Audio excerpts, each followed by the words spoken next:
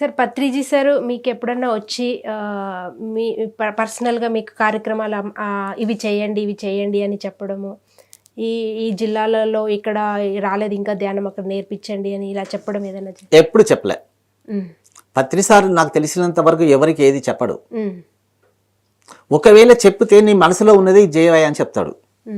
నీ మనసులో ఆల్రెడీ ఉన్నావు, సార్ని అడగడానికి తటపటాయిస్తున్నావు అనుకో, ఆ కిషన్ ఇది జైపో అని చెప్తాడు. ఏమైందంటే ఒకసారి మేము కారులో వస్తున్నాము, సార్ నేను వరంగల్లో తెలంగాణ ధ్యాన మహాచక్రం పెడతా అన్నాను. చాలా భారీ ఎత్తున, అంటే ఇక్కడ ఎలా అయితే ధ్యాన మహాచక్రం అలా అడిగాను. అయితే నా దగ్గర ఒక వీక్నెస్ ఉంది, ఎవరు డబ్బులు అడగను, ఈ రోజు వరకు అడగను, చందాలు కానీ ఏది కానీ, ఏమని ఉంటే మనకు తోచినంత ఇస్తాం అంతే. అదొక మైనస్ ఉంది నాకు. అది ఆయన చెప్పి నేను సార్ తెలంగాణ ధ్యాన మహాచక్రం ఒకటి భారీ ఎత్తున పెడతాం సార్ అన్నాను. చూసి సరేలే అన్నాడు. అన్న తర్వాత మేము 2012 ఆగస్టు 17, 18, 19, 20 అంటే 17వ తారీఖు సాయంత్రం నుంచి ప్రోగ్రామ్స్ చేసాం. అది ఎంత భారీ ఎత్తున చేసామంటే అసలు వండర్ఫుల్. అది ఇక్కడ ఇప్పుడు చాలామంది వచ్చారు, daily 6,000 to 7,000 members, food accommodation అన్నీ, మార్నింగ్ 5 to నైట్ 11 వరకు.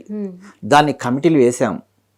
ఈవెన్ మ్యూజిక్ సిస్టమ్ కూడా కర్నూలుకి వెళ్ళి తెప్పించాను. అప్పుడు కొత్త మ్యారేజ్ హాల్లో జనరేటర్ లేదు, అది కూడా కర్నూలుకి వెళ్ళి వచ్చింది. తర్వాత మన కల్చరల్ ఈవెంట్స్ అన్ని మన దగ్గర ఇంట్రొడ్యూస్ చేసాం ఎక్కువ. గంగా కావేరి, తర్వాత కాకతీయ కళా వైభవము, పేరెన్ నృత్యము మన దగ్గర, ప్లస్ మన ఉన్నాడు కదా శివప్పతోటి కొన్ని 3 ప్రోగ్రామ్స్ బయటికి వెళ్ళి, అలా నాకు 23 lakhs ఎక్స్పెండిచర్ వచ్చింది. ఎక్కడ మీరు డొనేషన్ కలెక్ట్ చేయలేదు? లేదు, అనుకోకుండా ఏమైందంటే నాకు 17 lakhs కలెక్షన్ వచ్చింది. చిత్రం ఏంటంటే మీరు అడగలేదు కానీ వచ్చింది 17. అంటే మామూలుగా వచ్చేసినాయి అవి, ఎవరెవరో ఇచ్చేసారు. ఇంకొక 6 లక్షలు కూడా వచ్చేది. అయితే నా మెంటల్గా ఏమైందంటే ఒకవేళ తక్కువ పడితే 6-7 లక్షలు నేను పెట్టుకుందాంలే అనుకున్నా. మీ క్రియేషనే కదా. అలా అది అద్భుతంగా. నేను ఎందుకు చెప్తున్నా అంటే సార్ ఎప్పుడు కూడా నాకు తెలిసినంత వరకు నువ్వు ఇది చెయ్యి అని అడగడు, చేస్తే వద్దన్నాడు. అంటే నా మట్టుకైతే నాకు ఇంతవరకు ఈ 19 సంవత్సరాల లోపల ఇది చెయ్యి అని చెప్పలేదు. ఇప్పుడు జైల్లో పిరమిడ్ అనేది పెద్ద ప్రాజెక్ట్ నాకు, భారతదేశంలో ఎక్కడ లేని విధంగా. 2.5 సంవత్సరాలు రోజు మార్నింగ్ వెళ్ళేవాడిని పాలు బ్రెడ్ తీసుకెళ్ళి ఖైదీలకి. మీకు ఇంకోటి చెప్తాను, ఈ మధ్యలో నేను హిజ్రాలకు ఒక పిరమిడ్ కట్టించాను. ఎక్కడ సార్? వరంగల్లో. మొన్న రీసెంట్లీ ఓపెన్ చేసాం, లాస్ట్ యోగా డే రోజు ఓపెన్ చేసాం. కట్టడం అంటే ఎలా సార్? లొకేషన్ అంటే వాళ్ళ ఇంటి మీదనే ఒక హిజ్రా మనకు టచ్ లో ఉంది. ఆమె మనతో తిరిగేది. ఆమెను మొన్న PMC ఛానల్ తీసుకొచ్చి ఇంటర్వ్యూ ఇప్పించారు. ఇప్పించే క్రమంలో, తీసుకెళ్లే క్రమంలో అమ్మ నీకు ఒక పిరమిడ్ కట్టిస్తానని చెప్పేసి ఒక 3.5 lakhs తోటి మెర్కబా పిరమిడ్ కట్టేయడం జరిగింది. అద్భుతంగా. ఇవాళ కూడా హిజ్రాలు శాకాహారాలు తీశారు వరంగల్లో. సూపర్. అది కూడా ఇండియా వైజ్ రికార్డ్ అది. అవును కదా, హిజ్రాలు చేయడం అనేది. ఇంకోటి లయన్స్ క్లబ్ ఆఫ్ పిరమిడ్ విద్య అని పెట్టాను, అది all over world number 1 vegetarian club. Lions club లో మళ్ళీ అక్కడ అంతా నాన్ వెజ్ డ్రింక్ ఏ ఉంటది అంటారు కదా, కానీ మనం ఎక్కడ మురికుంటే అక్కడే కదా ఉండేది కదా.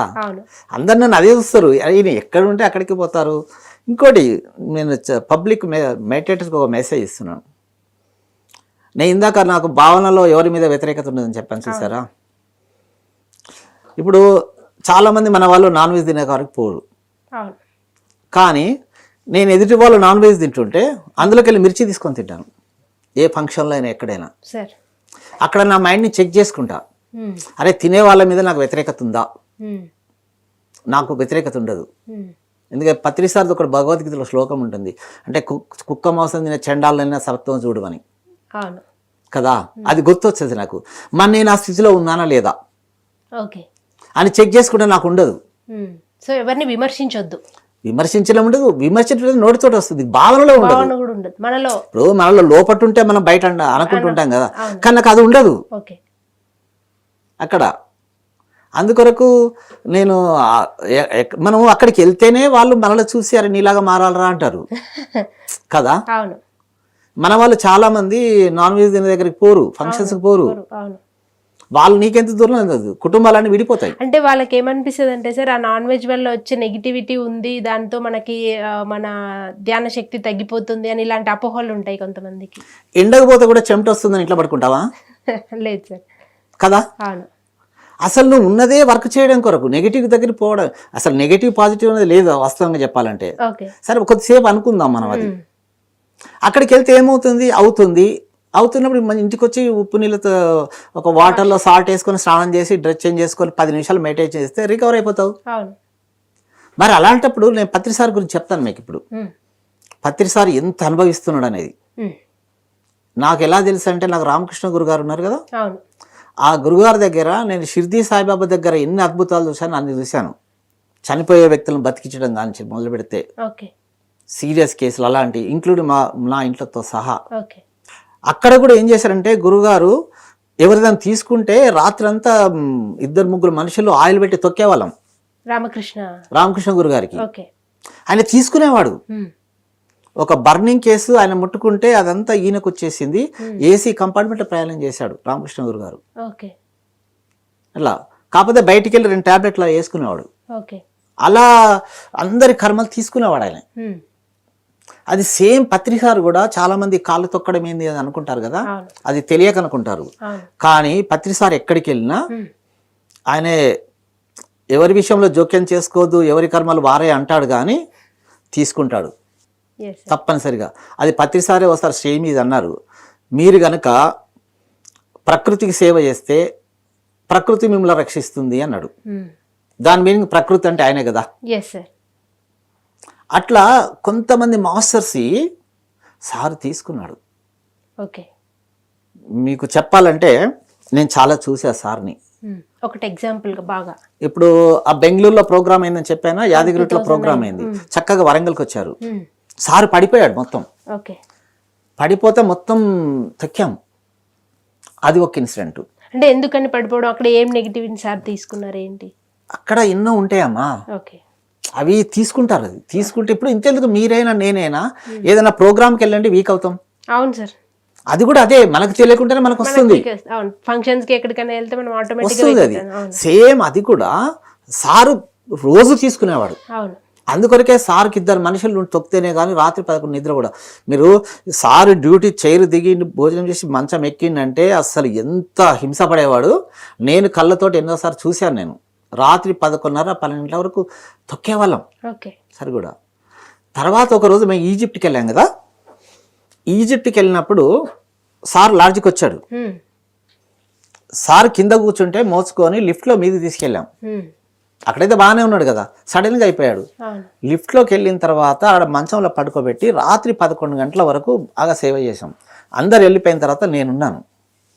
ఉన్నప్పుడు సార్ ఏమన్నాడంటే, కిషన్ నేను వెళ్ళిపోతాను అన్నాడు. అప్పుడు అంటే ఆ ప్లేస్ నుంచా లేకపోతే కాదు, బాడీ మీనింగ్ అది వెళ్ళిపోతాను అంటే, వెళ్ళిపోతే తర్వాత ఎవరు చూస్తారు సార్ అని నేను అడిగా. ఎవరికి ఇస్తున్నారు ఛార్జీ అన్న. అంటే ఎవరిది వాళ్ళేనాయా అన్నాడు. అంటే చూడు సార్ ప్లానింగ్. తర్వాత మేము ఈ కొడవటూరులో పిరమిడ్ కట్టాము ఒకటి, 2018-19 అనుకో, 19-20. సారు ముగ్గు వేయడానికి వచ్చాడు. సార్ అసలు నడవలేని స్థితి,